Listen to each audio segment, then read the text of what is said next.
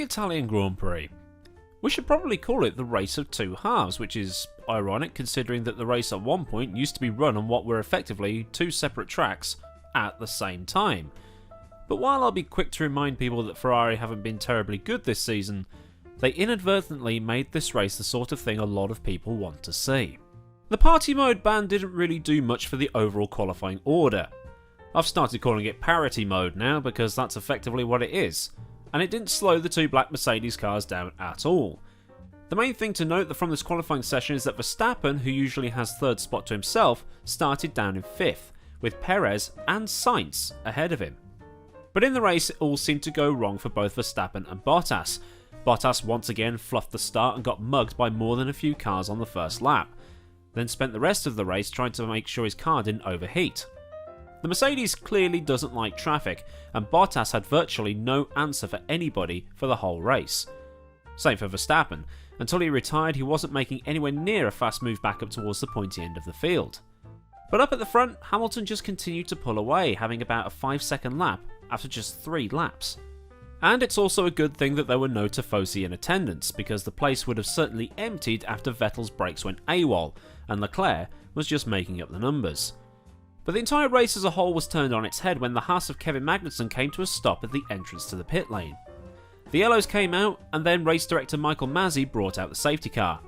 Even though this was within the pit stop window, nobody pitted, although Gasly had done so while the race was still running under yellows. When the safety car was called, Hamilton and Giovinazzi pitted, despite the pit lane being closed.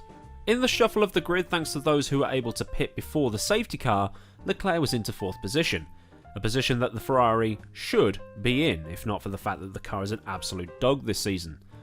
But on the restart on the first full lap after the safety car, he lost the car putting down the power on the exit parabolica and shunted hard into the outside wall. With the way the tyre stacks looked when the camera came on board after the shunt, the halo might have actually helped him on this occasion. This, in turn, meant we saw the first red flag since Baku 2017. And it was during the red flag period Hamilton went to visit the stewards to see why he got his penalty. Distraught at the wing getting away from him, he got back into his car and started a damage limitation run, lapping 3 seconds a lap faster than those ahead of him until he caught back up to the back of the pack, and gained 2 free positions thanks to Verstappen retiring and Giovinazzi's stop-go for the same offence Hamilton committed. From the standing restart after the red flag, Stroll blew his chances of challenging for the win after making a slow getaway and missing the second chicane. But while Hamilton was carving his way through the field, Gasly led with Sainz in hot pursuit. Sainz got past Raikkonen and set his sights on the Frenchman, lapping as fast as possible to try and get McLaren's first win since Jenson Button at Brazil in 2012. Meanwhile, Lance Stroll was pulling off some daring overtakes, which might actually keep his critics' mouths shut for a bit. Funnily enough, this is Stroll's second time on the podium after a race stoppage, the first being Baku in 2017, when he finished third in a Williams. It was almost second, but Bottas just beat him on the line. Sainz kept up the pressure, and if he had just one more lap, he probably could have made a move. Just the one. But, you know, ifs, ands or buts.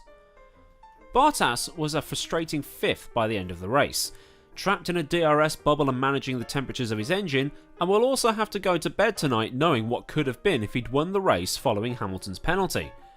To rub more salt into the wounds, Hamilton went from first to dead last and still finished 7th, 2 places behind the Finn, and took the fastest lap as well. Sainz will also be ruining the time it took to get past Raikkonen at the restart and the fact he pitted after Gasly. One more lap, and a single opportunity to get past may have presented itself. But nobody can argue that the day belongs to Pierre Gasly, France's first Grand Prix winner since 1996, and a driver who was at the Red Bull B team, promoted to the A team, and then dumped back to the B team, managing to get a win with said B team while his replacement Alex Albon is struggling at the A team. If Albon wasn't already looking over his shoulder, he probably is now. But Gasly is still pumping out great results in that AlphaTauri, so why wouldn't he leave if he knows if he goes back to Red Bull, he's just going to struggle in a car that's most likely built for the energy drinks pet project Max Verstappen. But this is a race that produced a highly unexpected result, a brand new winner, a popular winner at that, and probably the most colourful podium in history with white, blue, pink and orange filling the podium places. The F1 circus moves on to Mugello next weekend, where no doubt normal service will resume. The boring races are the ones that allow us to cherish these ones. And this was also a race that was the end of an era. This is the final time that the Williams family will be seen at a race event in a team capacity. Frank and Claire have stepped down following the sale of the team to Dorilton Capital 2 weeks ago, and the team will press forward with a new board and new leadership. 44 years of the Williams family at Formula 1 events as the Williams F1 team has officially come to a close. So this has been my review and reaction to the 2020 Italian Grand Prix. If you enjoyed it and were also shouting at your telly for Carlos to get the win, then let me know in the comments to get a discussion going, because it's the reason I do this series.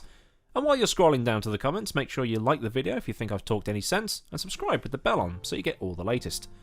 Massive thanks to the patrons of this channel on Patreon, and if you wish to join them or join in the Discord stuff, I'll leave all the relevant links in the description for you. So until next time, I've been Millward. Have a great day wherever you live in the world, and goodbye.